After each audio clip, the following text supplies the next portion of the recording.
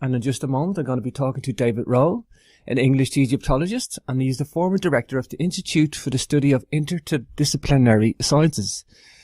And he has, from the 1980s onwards, put forward several unconventional theories that are revising the chronology of ancient Egypt and Israel to form an alternative new chronology. I'm going to be reviewing his book, A Test of Time, The Bible from Myth to History.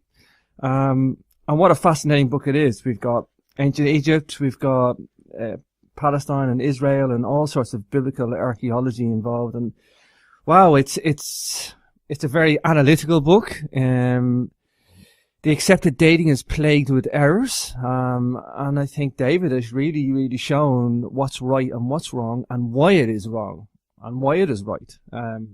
So without further ado, let's bring on our guest for today. Hi, David. Welcome to Capricorn Radio. Hi, James. Nice to be here.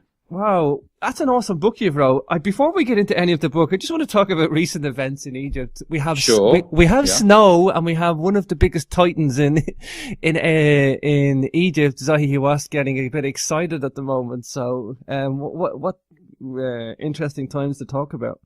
It is indeed. Well, the strangest thing about Egypt at the moment is it's snowing in Cairo for the first time in 112 years, which is quite extraordinary. The whole world seems to have gone crazy with its weather at the moment. Yeah. So you've got 2 feet of snow in Jerusalem and snow in Cairo. Nobody's ever seen that, David, really. Well, nobody who's alive, that's for sure. Yeah, absolutely. Unless you've lived to 112, and you wouldn't remember. You need to be 120 to have any sort of memory of it. Wow. Absolutely right. Yeah, maybe Zahi Hawass has created the snow. That's possible, I suppose. What's going on with Zahi Hawass? Is he? I think he's mouthing off one more time. Is he? Uncle Zahi, what can we say about him, really? He's been around in the Antiquities Service now for about 25 years. And he was made the first Minister of Antiquities after the revolution, just before the revolution, in fact, and continued to do so, and was then sacked and replaced by Mohammed Ibrahim.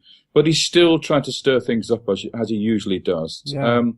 He's a very famous Egyptologist, obviously, and he goes and lectures all around the world, but he has some very, very strange ideas as to what Egyptology really is about. And he sees himself as the sort of savior of Egypt's antiquities and the man who will bring the tourists back. But quite frankly, a lot of tourists are put off by him. He's a very extreme individual, and he's caused a lot of trouble of late. And he's also been the keeper of the keys, so to speak. So he's given access to people to work in Egypt, and of course certain people have to pay monies to get that access, and so he's made himself a very wealthy man over the last few years, and he tends to break all the rules that were established there from many years ago. So I'm rather pleased that he's out at the moment and that somebody else is in charge. However, you never know with Zahi. Yeah. He might end up coming back again, so everybody has to be careful what they say. Yeah, exactly.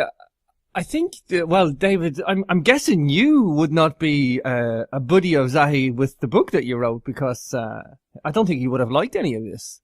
No, well, Zahi doesn't like any new ideas. Anything alternative. This is alternative. Yeah, this is alternative. And I've come across problems with him. I mean, I've been surveying the eastern desert of Egypt looking for prehistoric rock art, and Zahi cancelled my permit. So he is a little bit difficult, unless, as I say, unless you're his buddy. You tend not to do well in Egypt these days. Wow, that's just like a dictatorship, really, isn't it?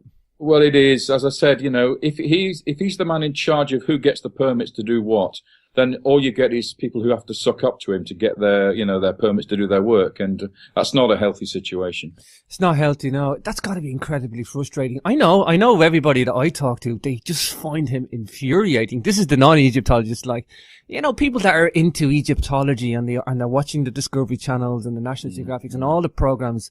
We just look at him and go, oh my God, this guy's just infuriating. You know what? That's really interesting, because there are people in Egyptology who keep absolutely quiet about him because they don't want to risk losing their excavation permits. And at the other side of the spectrum, you've got Americans who actually love him, and you will pay a lot of money to go and see him lecture.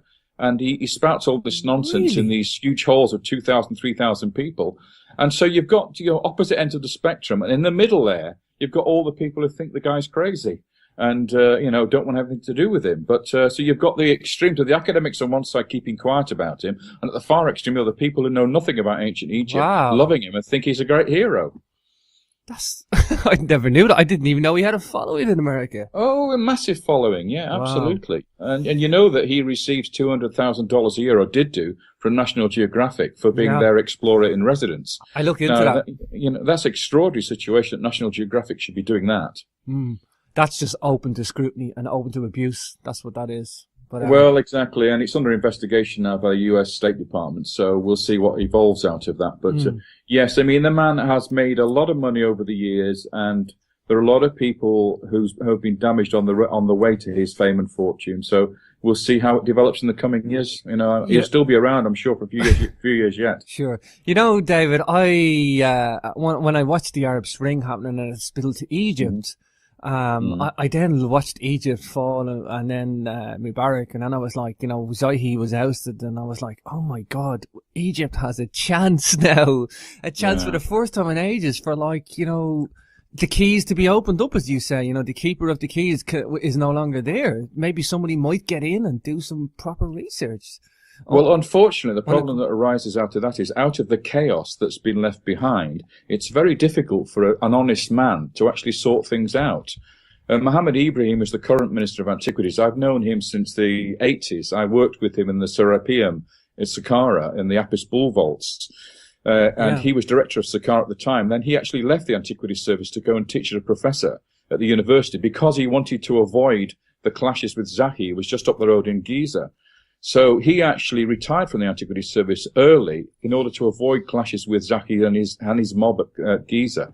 And he's only just been invited back now after about 30 years to come and take charge of the Antiquities Service. And he's having a really difficult time because Zahi has got lots of allies that have been working with him over the years, and lots of people with, you know, difficulties in their cupboards, you know, hiding in their cupboards that can be exposed if anything changes. So the current minister is really having a tough time of it, trying to get things in order. Wow. Well, I'm glad you mentioned the Apis Temple there and the Serapeum and that, because that's the start of your book, A Test of Time. Is it? I've forgotten. Yes, it has. Well, I can forgive you. Right. It's about 500 pages long. I can forgive you for forgetting any details, but no, I haven't really forgotten. Of course, I know you haven't, because it's a well-wrote book. It's I mean, I'm reading the book, David, right? And I'm looking at the chronology that you've gone at this, like, you've really gone at this, but you've gone at it in a very analytical manner, and you've gone, look, this is what we do know, this is what we don't know, this is speculation. We can work with this. We can. I mean, are you the only one to have seen this, David, or? Well, I'm not the only one, but I mean, there's been people who've been questioning the chronology of Egypt for donkey's years. Right. Even Isaac Newton tried to redate the kings of Egypt even before we could decipher the hieroglyphs. So there are people been doing this for donkey's years. However, they've not been very successful. And what I set out to do was to break the whole thing down, sort of like take the whole thing to pieces again and start from scratch. Now, it's very easy to criticize and knock something down. It's much more difficult to rebuild it correctly afterwards. And that's always been the challenge here. So it's finding a way to get the dates of Egypt right, to make them work with the rest of the ancient world. That's always been the critical thing. Because I don't know if you realize it, but the history of ancient Egypt dictates the chronology and the timeline of other civilizations. Principally because you find that the pharaohs, their inscriptions are found all over the ancient world. So when you find an inscription of Ramesses II, or a scarab, or a relief, or a statue, or a stela in Palestine, or in Israel, or anywhere else, that dates the layer in which the stela or the object was found to the time of Ramesses. And so whatever dates you give for Ramesses, you give to that biblical site or that ancient site from somewhere else. And so Egypt becomes the key to dating the rest of the ancient world. Wow, yeah.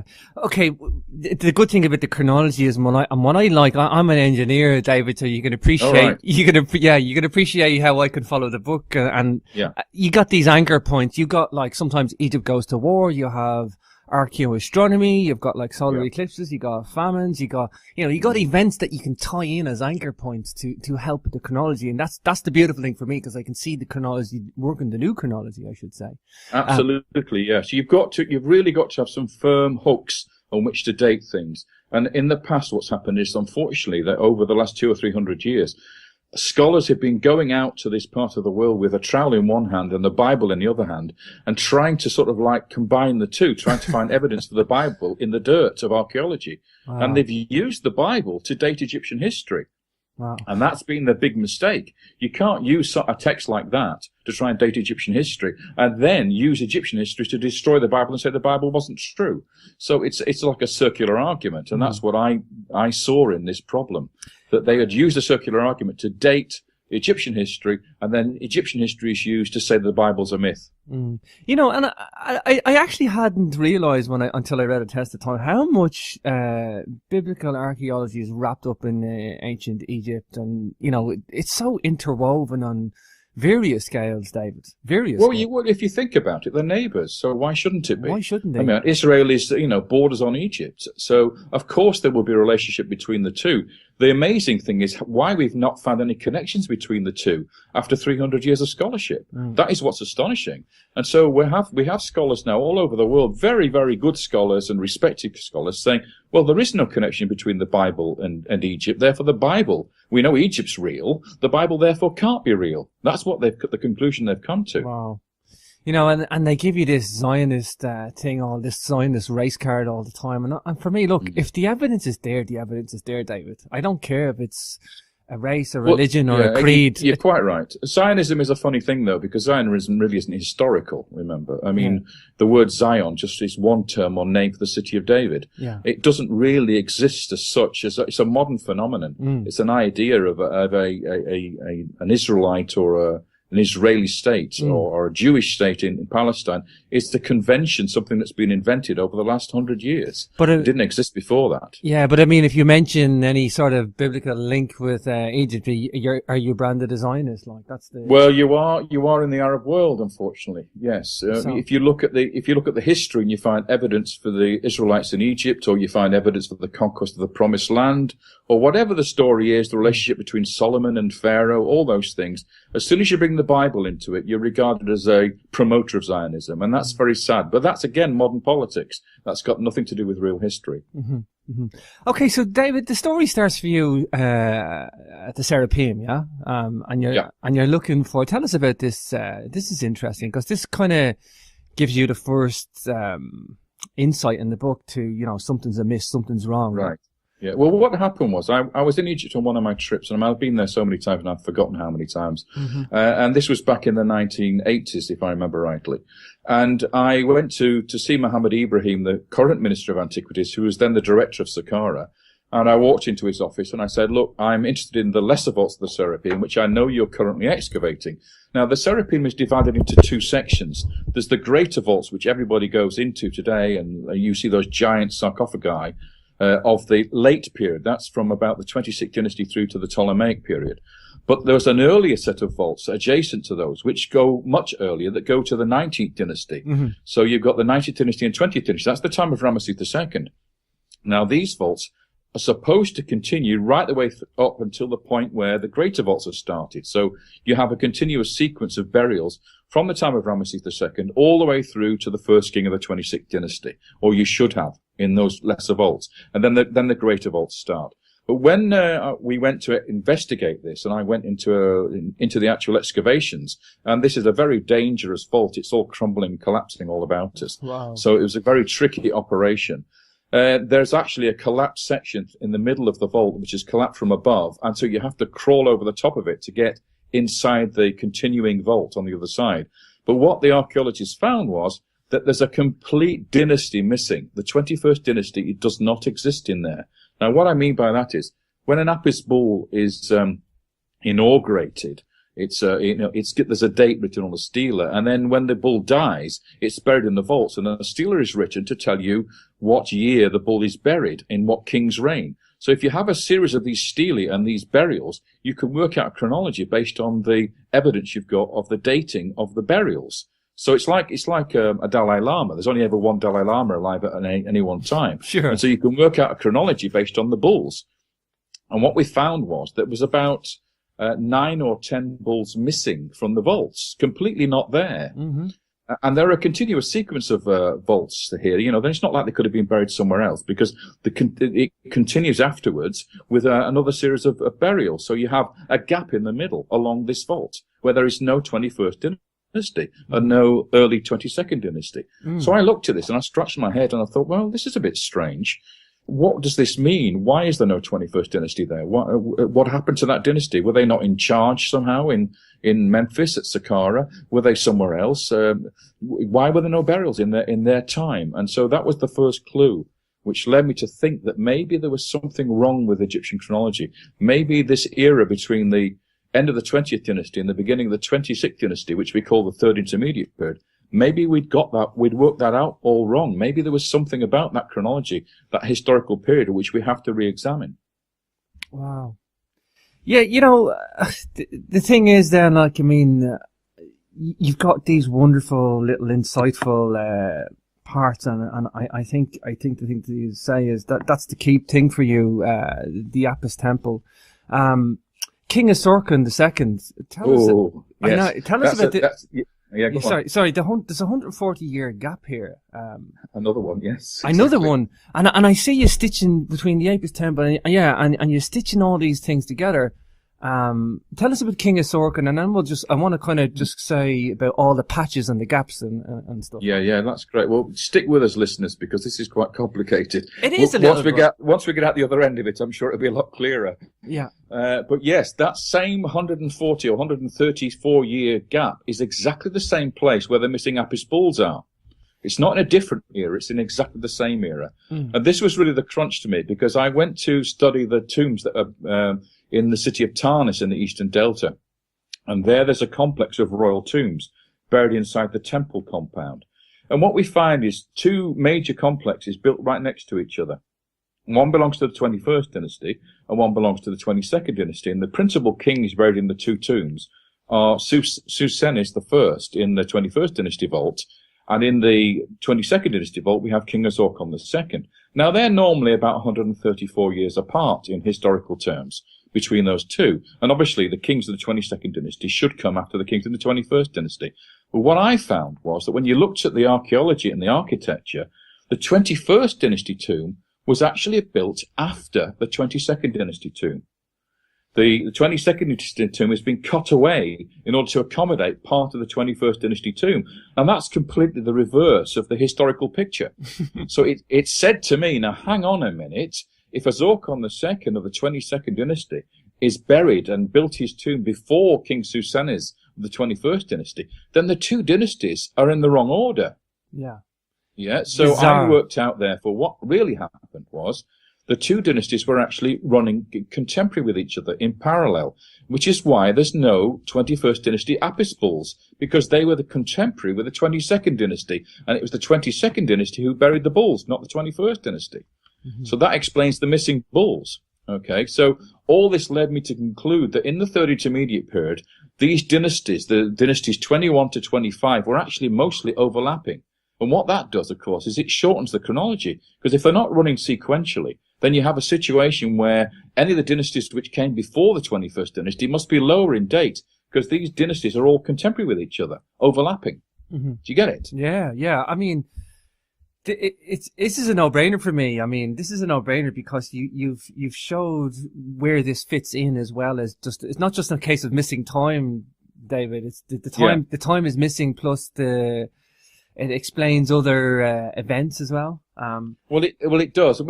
Basically, this stuff that I'm telling you now is all part of my PhD thesis, and it's very complicated, right? And it's the sort of thing that Egyptologists are even frightened of. They don't actually teach the Third Intermediate Period from 21 to 25, those dynasties. Wow. As a student, you don't get to learn about them. They jump and avoid this area because it's a quagmire. It's like a dark age. Nobody wants to touch it. Wow. And none of the professors know anything about it. So you end up in a situation where you become very much a specialist in this one field of Third Intermediate Period chronology. And there are probably no more than about 10 people in the world who actually know anything about it, who actually study this period and actually do any work in it. So that in itself is rather sort of like a bit narrow furrowed. You use specialists to actually work on this material. But the consequences of the change that it makes to history are enormous and much broader. You got ripples coming from this, like ripples. Absolutely. Yeah, huge consequences. And one of those consequences, above all, is what it does to the biblical story and how the Bible relates now to the Egyptian timeline, which has been reduced by around 300 years, because by shortening the Third Intermediate Period, the New Kingdom which comes before it, and all the other dynasties from Dynasty 1 right the way down to Dynasty 20, their dates are now lower because you've squashed and compressed the Third Intermediate Period, which normally comes from 1069 BC to 664 BC. Now that's reduced in length. It means that the 19th dynasty, Ramesses II, all the kings before him, King Tut, Akhenaten, all those people, are now lower in date. And so they line up differently with the biblical story. Which means you can make more for the derivations. I mean, okay, so the Third Intermediate Period, it's been overextended by the mainstream perspective. Yeah, by a couple of centuries at least, yes. A couple of centuries. The 21st, 22nd dynasties, they were like contemporary, and the Third Intermediate Period should be probably about 140 years that you say, reduced at least 140. Yes, that part of it, yes. And there's other bits and pieces that go along with it that have to be compressed. So you end up with Ramesses II being about 250 to 300 years lower in date than he is in the conventional dating system. And that means that anything to do with him in the rest of the world now is lower in date as well. And he was quite an important figure because he came in contact with other guys, didn't he? He's a key pharaoh. He reigned for 67 years. Or 66 years.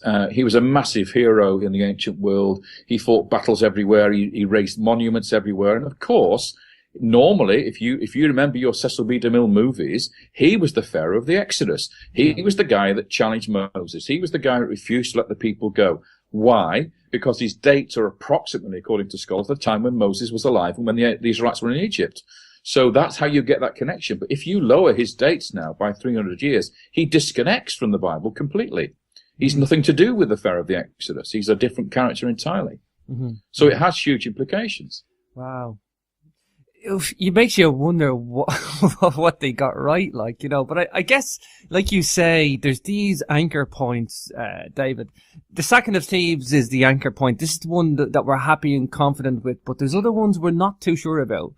Yeah, that's absolutely right. 664 BC was the time when the Assyrians invaded Egypt and they burnt the city of Thebes and sacked Thebes. Now, that is a fixed point in history. After that, we're into what we call the late period or classical period. We're into the Persian era, the Greeks, the Hellenistic age, the Romans. All that is well documented and we don't have a problem with the chronology there. But before 664 BC, we're dependent on this Third Intermediate Period, which is a dark age. And you can, it's such a complex era, you could really do anything with the chronology there. And what scholars did was they used the Bible to date the beginning of that period. What they did was, and this is a strange thing, and it's understandable because these guys, who excavated or went to Egypt 200 years ago, they were biblical scholars. They knew their Bibles and they were looking for evidence for the Bible in Egypt. So it was natural for them to look in the inscriptions when they were deciphered first by Champollion to try to identify events in the Bible. And one of the key events in the Bible that your listeners won't necessarily know very much about is that the sacking of the Temple of Solomon took place in 925 BC in the 5th year of King Rehoboam. Now, King Rehoboam was the son of Solomon. So this is 5 years after the death of Solomon, when this pharaoh came up from Egypt called Shishak and plundered the Temple of Solomon, took the gold out of the temple and the palace and took it back to Egypt. Now, if you remember your Indiana Jones Raiders of the Lost Ark movie, remember the Ark of the Covenant was taken back to Tanis and was buried there in the Well of the Souls, and that was by this pharaoh called Shishak. Okay, even in the movies, they use this synchronism between Egypt and the Bible. The Bible tells us the pharaoh was called Shishak, and he sacked the Temple of Solomon 5 years after the death of Solomon, and that date is 925 BC according to the biblical dating system. So what you have to do then is you say, okay, well, who is this Shishak in Egyptian history? And of course, what happened was Champollion, who deciphered the hieroglyphs, went to Egypt, the only time he ever went to Egypt before he died. He went to an inscription on the walls of the temples of Karnak, and he read the name of a name ring of a conquered city, which was the Kingdom of Judah. And he immediately thought, well, this must be the sacking of the Temple of Solomon and Jerusalem by Shishak.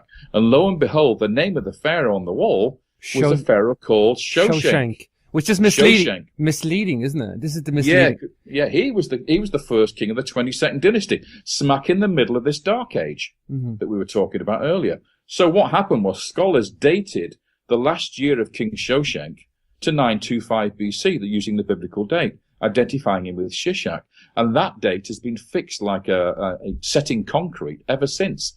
So Shoshenq I, the founder of the 22nd dynasty, begins his reign in 945 BC. He sacks the Temple of Solomon in 925 BC, and everything else flows on from that. So if that synchronism, if that connection between Shishak and Shoshenq is wrong, the whole of the chronology of Egypt collapses. It all disintegrates because it's totally reliant on that biblical date. And any scholar will tell you that is a circular argument. You cannot use a biblical date to date Egyptian history and then use Egyptian history to date biblical history. That's like a circular argument. It's crazy, David, because this is something I never gave. I accepted this was all figured out, and this is all these kingdoms and third kingdom. Everybody thought it was figured out. Scholars have been teaching this for the last 200 years. And so, yes, I mean, to try and move an immovable object is very difficult. And so here we are with something that's been set in concrete, set in stone for donkey's years, and is taught. All the university students learn this. And yet they don't realize how unstable the whole thing is, that it all depends on this identification of Shoshenq with Shishak. And when you look at the inscription of Shoshenq on the walls of Karnak, it is nothing like the biblical story of Shishak. Shishak attacks the kingdom of Judah in the south and plunders the temple of Jerusalem, whereas Shoshenq attacks the northern kingdom of Israel in the north and doesn't go anywhere near Judah. So although the names sound similar, the two campaigns are completely different. Wow. So it's like comparing apples and oranges. Somebody's made a terrible blunder here. You've got historical evidence on a wall which must be accurate, telling you something which is completely different to the biblical story, and yet scholars equate the two as one event. David, when you were coming up with this theory, or coming out with this theory, I should say, were you like going to yourself, I'm going to rub a few people up the wrong way, or you must have? I was well aware of the possibilities that this would cause a huge row. But I was also rather innocent, because I foolishly believed that people in academia would be honest, and they would look at the evidence and purely look at what the arguments were, and either decide whether or not they thought that was a reasonable argument or not, or whether they had doubts about it. And what really happened was there was a shutdown going on, that they tried to starve the argument of its oxygen of publicity. So they sort of shut all the doors, slammed all the doors, and said, no, we're not going to change this. We're not going to argue this. But what we're going to do is we're going to ridicule the person who proposed the idea and not the argument. And that's the policy that you often find in academia. They don't want intellectual challenge. Wow. What they want to do is not to have their cozy world disturbed, not to have them, their smooth sea upset and waves created. They don't like waves in academia. So really the only sound thing we can say then is that the sacking of Thebes is 664 BC is the key hinge point, and it is until we start introducing astronomy, and then we get a different picture. Because the thing about the ancient world is that certain people, certain high priests, astronomer priests, actually observed phenomena in the sky, unusual phenomena, and eclipses, of course, one of the major things that they noted. And in the past, when they saw an eclipse, they wanted to know what the omen was that was related to that eclipse. So if there was an unusual eclipse and something happened, let's say the king of Babylon died, or there was an invasion of Babylon by the Hittites or whatever it was, and it occurred just after an eclipse, then they wrote a tablet and said, next time this eclipse occurs on this day with these events, beware the king of Babylon, because he's going to get killed by the Hittites, or there's going to be an invasion. So they predicted that whenever this eclipse occurred on the same day, the same event would occur. So they call this omen. They call these omen texts. The Assyrians, the Babylonians, the Akkadians, these guys loved astronomy, didn't they? And they did. And they have they believed in that these events marked omens, marked events in history. And so if they're predicting an event in the future, it's a repetition of an event which happened in the past. So if you know when the Hittites invaded and destroyed Babylon, and you can find an eclipse on that particular day by using computer programs, you can date the fall of Babylon exactly. And that's independent of the Egyptian dating. Yeah, and this is the thing. We know for a fact that these guys have it in their record. There's one thing, the Babylonians, the Akkadians, the Assyrians, they took a lot of records. We have a very rich wealth of these guys documenting everything from, I think they can even find some comments in the record as well. There's an awful lot, because they have this amazing script called cuneiform, which is where you impress upon damp clay tablets with a little reed, and they write with this. It's not like the hieroglyphs in Egypt. It's very much more Morse code-like. Graphic. Yes, it's like a script. It's a proper script, and we have thousands of these tablets that have been found in Mesopotamia, in modern Iraq, which a lot of them are astronomy-based and omen texts, because what happened was the astronomer priests would see this event, and then the king would require a prediction to decipher it. And so they would kill a lamb and examine its liver and see how it was displayed, and that's called extispacy.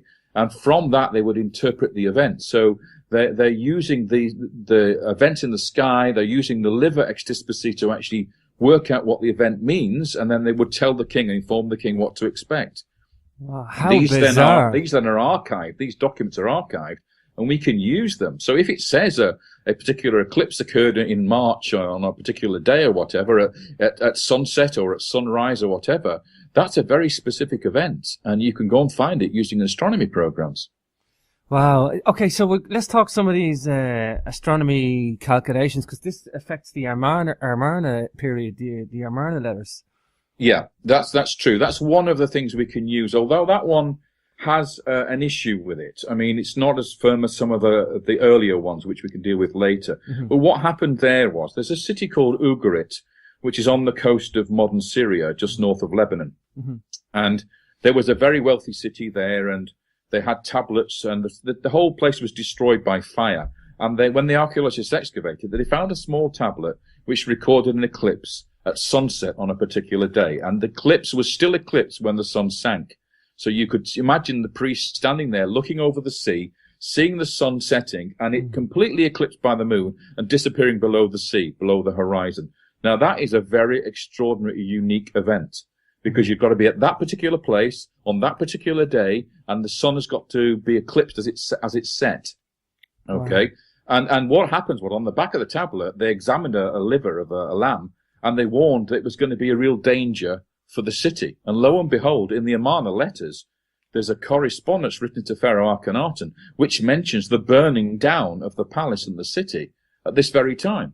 Wow. So there you go. You've got an astronomy event, and you've got something that can date a particular year in the reign of Akhenaten in Egypt, and that date is 1012 BC.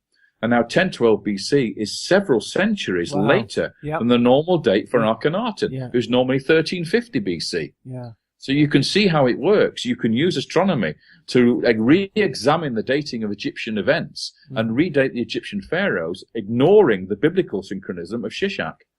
The beauty of I use archaeoastronomy too, David. But I mean, the beauty of archaeoastronomy is it's pretty rock solid. Like, you can just wind back the stars. You can wind back precession, do these retro calculations and tie these in. Tell us about Akhenaten. This guy, I find this guy fascinating. I mean, he gets a lot of bad press in ancient times as well. I mean, they tried to screw up him out of the record. You're right. Well, I'm not a big fan, so beware. Okay. Akhenaten was a dreamer. Okay. He was the son of Amenhotep III. He wasn't in line to succeed the king. The king's elder son, Thutmose, died prematurely. We don't know why. And then Akhenaten found himself as king of Egypt. And he was not a well boy. He wasn't healthy. No, he doesn't look it. He had a lot of illnesses, and we're not quite sure what the illnesses were, but they seem to have something to do with hydrocephalus or something like that. Morphans even. Morphans syndrome. So there's all sorts of issues with why he looked the way he looked.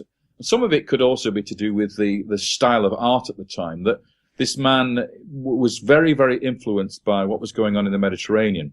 Wow. So in fact, he had contact with the Mycenaean world and the Cretan world, the Minoan world. And he even had mercenaries who were actually from that part of the world in his bodyguard to protect him. So he had a lot of influence with what was going on in Crete with the Minoans. Now, Minoan art is very flowing and rich. Beautiful, and it's exotic. It's very exotic. And yet there's a dark side to Minoan history. They weren't the hippies that everybody thinks they were. we have found very clear evidence of child cannibalism in Crete, where the people of Knossos and elsewhere sacrificed young children and ate them. So they're not the pretty hippies we all think they are. However, one of the things was very important at this time, at the time of Akhenaten and his relationship with the Aegean world, was opium. Wow. Okay, so they were actually imbibing opium, and it may well be that what we see in Amarna art has got to do with the king's own indulgences with the drug, that he saw a different way to everybody else, and he gave instructions that the art should portray what he saw in his visions. So he was a bit of a sort of prophet, a hippie prophet, and he wanted to change the way that the Egyptian society and religion worked and the kingship worked. He wanted to go back to an earlier time, a simpler time, where the worship of the sun god was the key element. And in his case, he wanted to worship the god called Aten.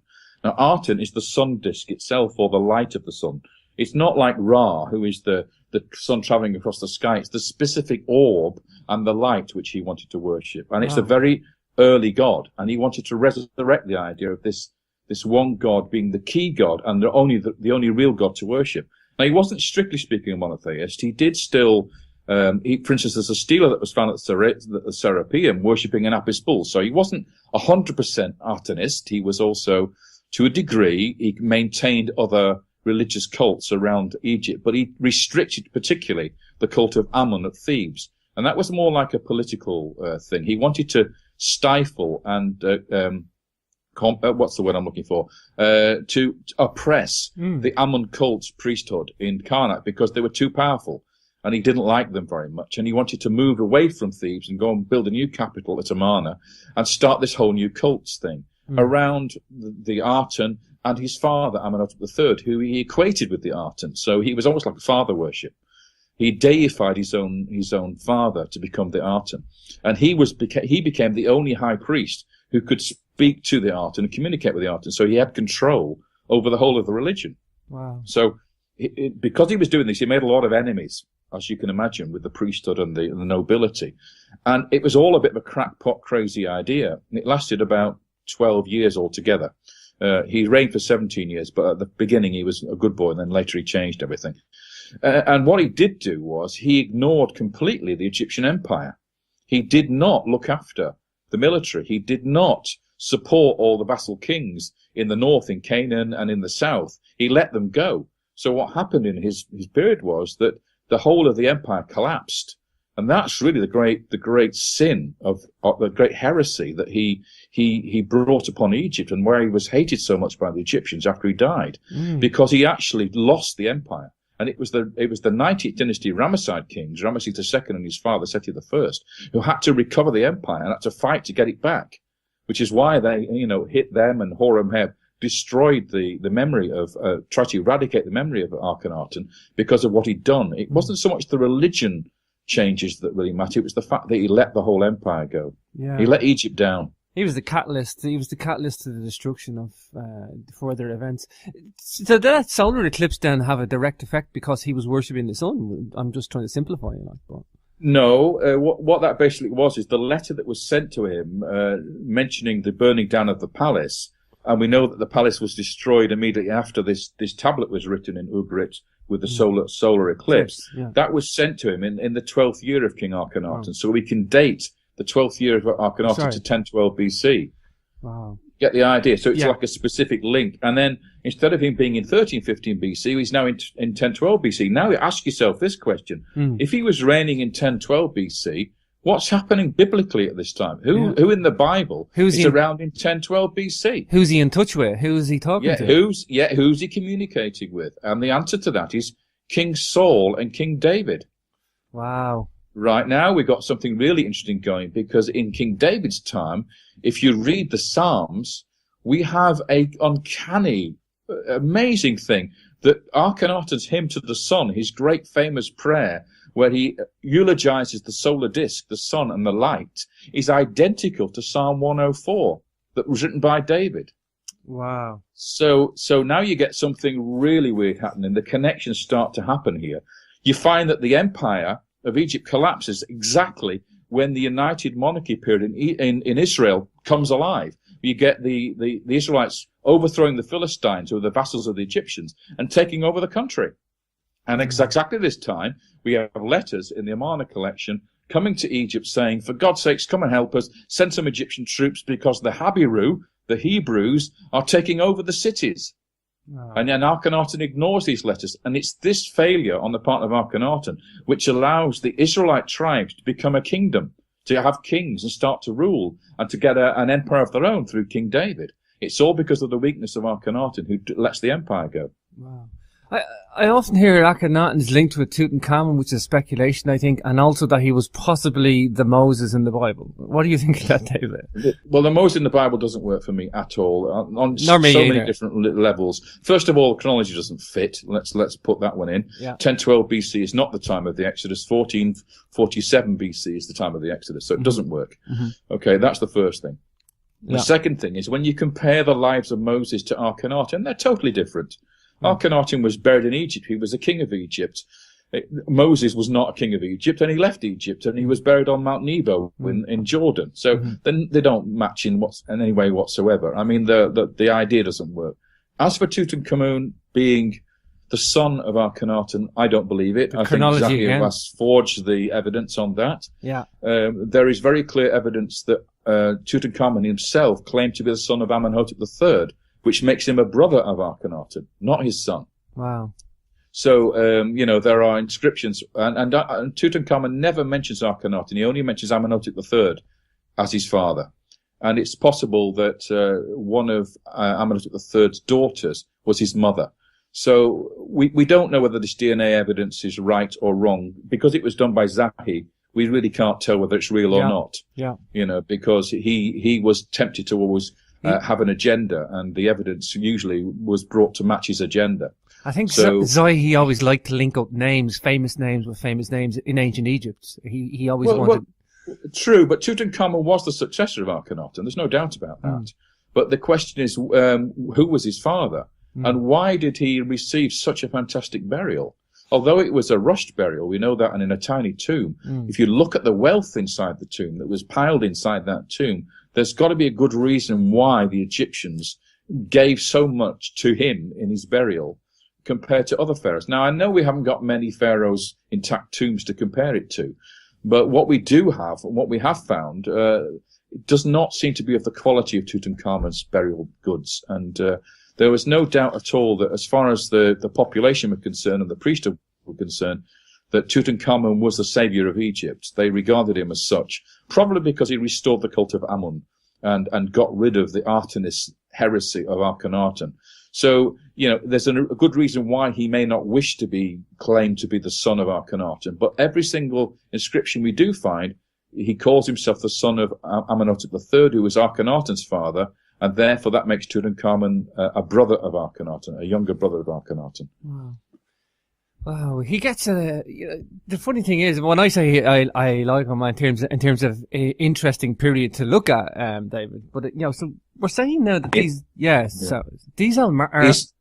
go on. Sorry, David. The Amarna letter then, this is linked to the Book of Samuel.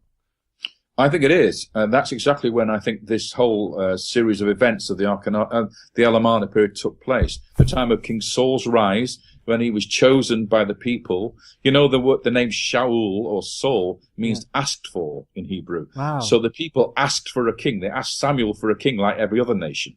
So he's asked for. So that's not his real name that he carried in life. It's a sort of traditional name or a legendary name for him.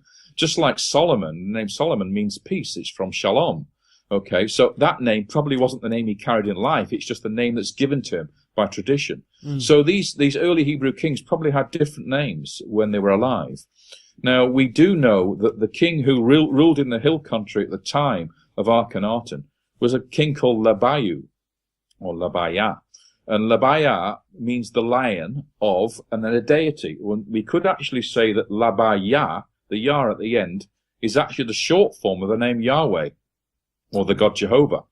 So it would mean the Lion of Yahweh. Now, that would be a very suitable name for the first king of Israel. And it's amazing that this guy, Labiah, this king, did exactly the same things as King Saul did. And it's all recorded in the Amarna letters. So he had a son who was friends with the Habiru rebel, the Hebrew rebel, and that, of course, is David before he became king, who held out in the hill country, and Saul tried to get him, and his son, Saul's son Jonathan, was actually in league with David against his father's wishes, and we read that in the Alamana letters. Wow. We read that about the Bayou and his son, and he actually writes to Pharaoh and says that his son, he did not know his son was consorting with the Habiru chieftain, or the Hebrew chieftain, which is David.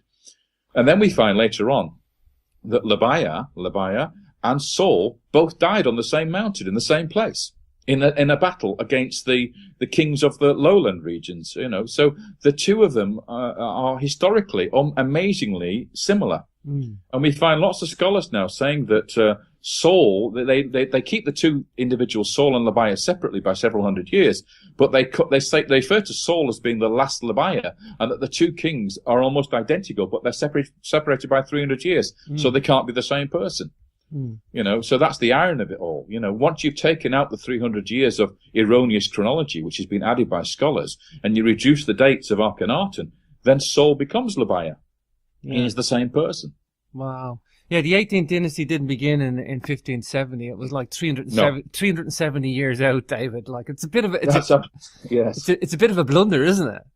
It is a bit of a blunder, and I'm not saying it's exactly correct. I mean, there may be faults in my revised chronology. That's entirely possible. But I think the general thrust of what I'm doing really does pay dividends, not just in terms of the Bible, but all over the ancient world. For example, let me take you to the Greek world for a moment. You know the story of the Trojan War. King Agamemnon was the king of Mycenae. Yes. Okay, and he fought a war against the Trojans, and all that happened in the great period called the Bronze Age, or the heroic age of Greece. Well, what happened then was that the Egyptians, or specifically the archaeologist Flinders Petrie, found Mycenaean pottery at Tel el-Amarna, and he thought, right. Now, we know the date of Tel el-Amarna, based on Egyptian chronology, is 1350 BC. So if we find Mycenaean pottery here, we can date Mycenae in Greece to 1350 BC, and we can therefore date the Trojan War to around that period. Okay, now by doing that, he then created in Greek history a 350-year dark age, because it suddenly separated the Trojan War from the time of Homer by 350 years. Wow. And that was directly a result of Egyptian dating imposing the dates for Agamemnon and Mycenae on Greek history from the Egyptian dating system. So we then end up with a 350-year dark age in Greece, which we can't explain, where there's no pottery, there's nothing going on, none of the cities are populated, and you find that the Trojan, the city of Troy is destroyed and then abandoned for 350 years, and suddenly it's rebuilt again with exactly the same pottery that was found 350 years earlier. No change whatsoever. Like nobody, the people had gone away and continued to make the same pottery for 350 years. They came back again and rebuilt the city with exactly the same pottery they used earlier, 350 years earlier. Wow. It's crazy. It's a nonsense. Yeah, I'm just thinking of the ripples again here. It's like, it's when you start, making insights into the Greeks or the Hittites or Israel, it's like, people just think, okay, big deal. The chronology changes in Egypt. They got a couple of kings wrong. It's not as simple as that. It's everything's wrong. It's not. It even goes over to Rome as well. I know you know that the great hero who survived the Trojan War was called Aeneas. Yes. He was the last surviving Trojan warrior after the sack of Troy. And he was the one who went to Rome and founded the Roman kingdom. Wow. That according to traditions. And yet you have him arriving in the conventional dating scheme. You're having arriving in the Bronze Age in around 1300 or 1200 BC. And yet Rome is not founded as a kingdom until 700 BC or 800 BC. So there's another gap of 400 years. So, so again, it's all caused. Roman history is disrupted. Greek history is disrupted. Biblical history is disrupted. All these civilizations, their chronologies are wrecked by a false Egyptian chronology. Sure. Okay, the big question, David, talk to me about the Exodus and how this fits in with the new chronology.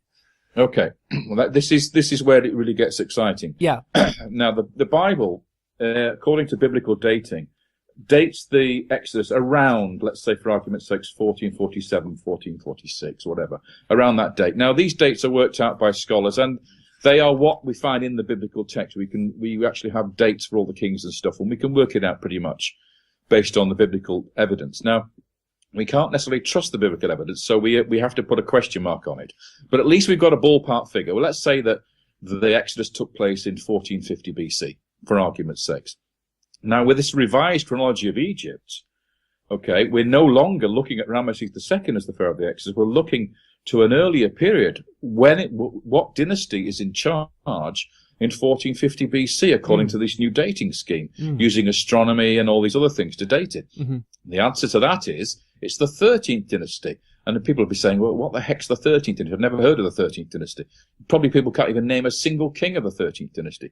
But if you then look at what happens in that period of the late 12th dynasty, 13th dynasty, through to the beginning of the New Kingdom, the 18th dynasty, what we find in Egypt is the place is full, absolutely overloaded with Semitic peoples, speaking Semitic languages. We find cities full of Habiru or Hebrew peoples from Canaan. We find graves of Semitic peoples, non-Egyptians, living in the eastern delta, in the area the Bible calls Goshen, the land that the Bible says Joseph and Jacob settled the people of Israel, and they lived there for several hundred years before they left under Moses and the Exodus. So instead of looking in the 19th dynasty, where we find no evidence for any Semitic peoples living in Egypt in large quantities in big cities, when we look back to the 13th dynasty, we find that the cities are full of these people. One particular city called Avaris, which is in the land of Goshen, it's been excavated by the Austrians now for the last 30, 40 years. And they have found amazing things there. I mean, let me tell you a few of them. The first thing is they found, as I say, lots and lots of graves with Semitic peoples buried in them, lying on their sides with their knees up towards their chest, which is a way that Semitic people are buried, not Egyptians. As you know, Egyptians lie on their backs with their hands down their sides. So these graves are clearly of foreigners from the north. Wow. They have Canaanite pottery. They have bronze daggers and axes, which are typical of what we call Middle Bronze 2A, which is the sort of like Canaanite style of pottery and weaponry. So they're typically Canaanite Semitic peoples. They're shepherds. They sacrifice sheep in front of their graves, and this is the first time sheep are introduced into Egypt. So, and when did sheep arrive in Egypt in the Bible? They arrive with Jacob when he brings his tribe down into Egypt, and they settle there in the land of Goshen. So that again matches the whole story. And then we find at the end of the 13th dynasty, in the reign of a king called Dudimose, a very insignificant individual, but notice that the second half of his name is Mose, which is the same as Moses. Okay, in his time, Egypt collapsed. And what happened was there was a mass plague all over the city of Avaris. We find pits with people or bodies just thrown into them on top of each other. Wow. No grave goods, nothing. They're just thrown in, emergency burials. Get these guys buried because they're going to contaminate the rest of the population. We have to hurry up and bury them. And then immediately afterwards, the entire Semitic population who live in that city disappear. They just pick up their belongings and they go. And the city's abandoned.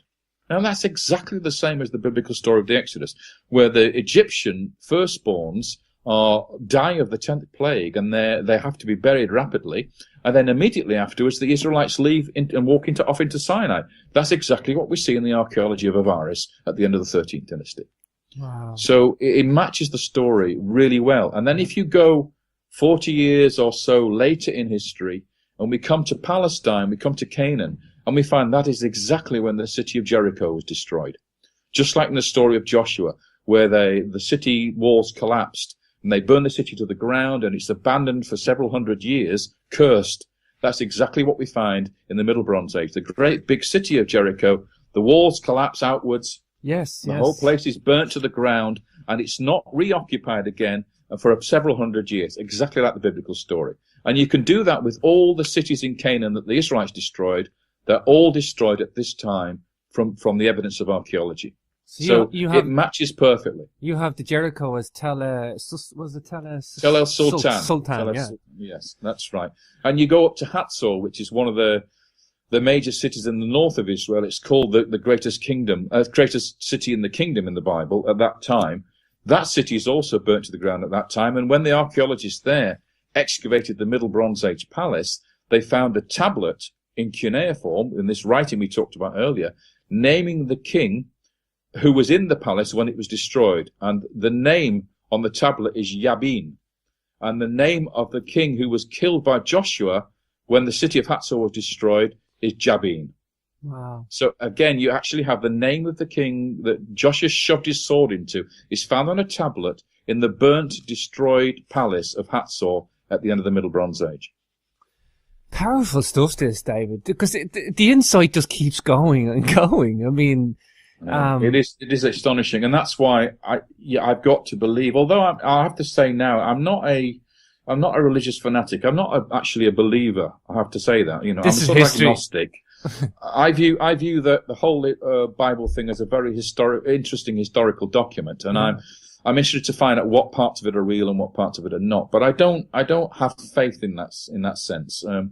You define faith as believing in something without evidence. Well, I have to have evidence. That's my faith. My religion is history. I need to see the evidence for it. Yeah. I have. So I'm not doing it from a religious point of view. Yeah. Oh, I know, David. I mean, this is, I can tell from reading your book, this is it's a fanaticism of history of anything. Yeah. Yeah, exactly.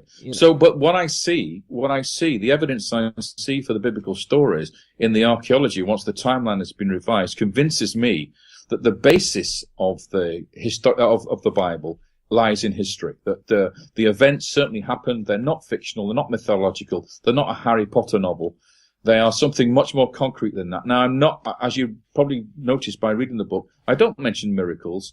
I don't talk about, miracle happenings or something supernatural. I talk about people. I talk about their relationship to their God, sure. Mm-hmm. And I talk about the events of history, but I don't talk about the religious side of it too much, because that's not for me. I'm not a theologian. I'm a historian. Yeah. So I have to deal with historical facts and archaeology. So that's where I'm coming from. That's not to say, of course, that this does not help people with faith to confirm their faith, and also to allow them to challenge those minimalists who turn around and say, well, the whole biblical story is a Harry Potter novel. It's all fiction. It's all fairy tale because we find no evidence for it in the archaeology. But the reason they don't find any evidence for it is because they're looking in the wrong time for it. Yeah. They're looking in the time of Ramesses II, and it's not going to be found there because it got to be found much earlier in the 13th dynasty. Yeah, they're looking in the right place with the wrong time, David. Exactly correct. And he sees himself as the sort of saviour of Egypt's antiquities and the man who will bring the tourists back. But quite frankly, a lot of tourists are put off by him. He's a very extreme individual, and he's caused a lot of trouble of late.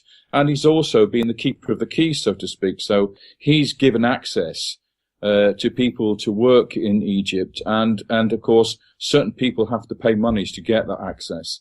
And so he's made himself a very wealthy man over the last few years, and he tends to break all the rules that were established there from many years ago.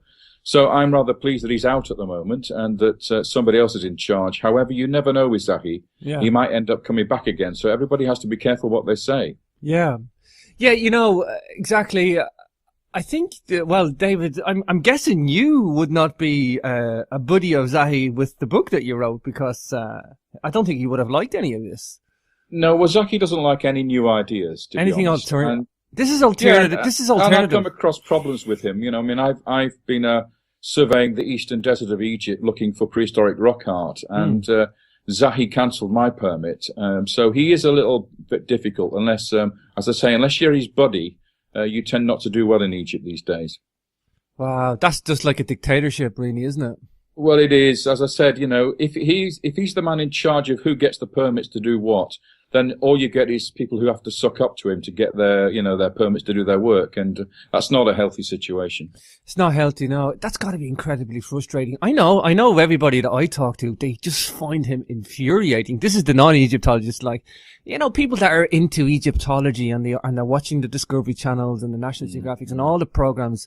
We just look at him and go, oh my God, this guy's just infuriating. You know what? That's really interesting, because there are people in Egyptology who keep absolutely quiet about him because they don't want to risk losing their excavation permits. And at the other side of the spectrum, you've got Americans who absolutely love him, and you will pay a lot of money to go and see him lecture. And he spouts all this nonsense in these huge halls of 2,000, 3,000 people. And so you've got opposite ends of the spectrum, and in the middle there, you've got all the people who think the guy's crazy. and don't want anything to do with him. But so you've got the extreme to the academics on one side keeping quiet about him, and at the far extreme, the people who know nothing about ancient Egypt loving him and think he's a great hero. That's I never knew that. I didn't even know he had a following in America. Oh, a massive following, yeah, absolutely. Wow. And you know that he receives $200,000 a year, or did do, from National Geographic for being their explorer in residence. I look into that. That's an extraordinary situation. National Geographic should be doing that. That's just open to scrutiny and open to abuse. That's what that is. But, well, exactly, and it's under investigation now by the U.S. State Department, so we'll see what evolves out of that. But yes, I mean, the man...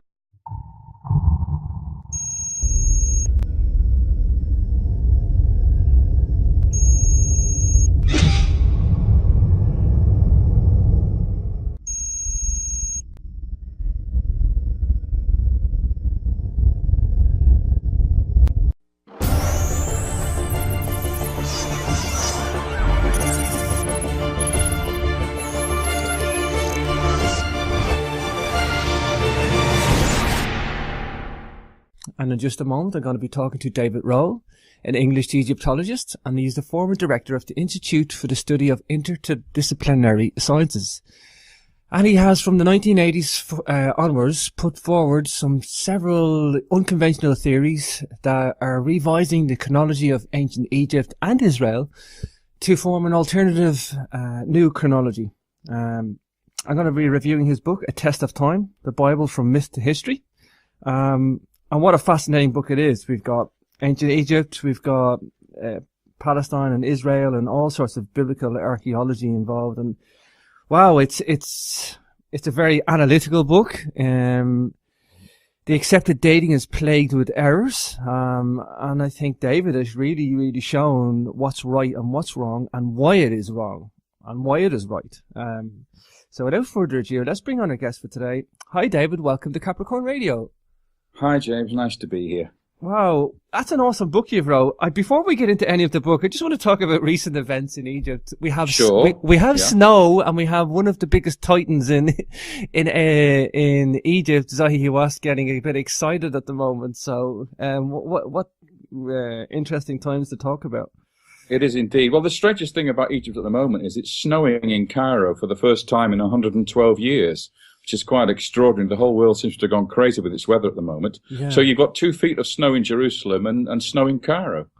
Nobody's ever seen that, David, really. Nobody who's alive, that's for sure. Yeah, absolutely. Unless you've lived to 112 and you wouldn't remember. You need to be 120 to have any sort of memory of it. Wow. Absolutely right, yeah. Maybe Zahi Hawass has created the snow. That's possible, I suppose. What's going on with Zahi Hawass? Is he, I think he's mouthing off one more time, is he? Uncle Zahi, what can we say about him, really? He's been around in the Antiquities Service now for about 25 years. And he was made the first Minister of Antiquities after the revolution, just before the revolution, in fact, and continued to do so, and was then sacked and replaced by Mohammed Ibrahim. But he's still trying to stir things up as he usually does. Yeah.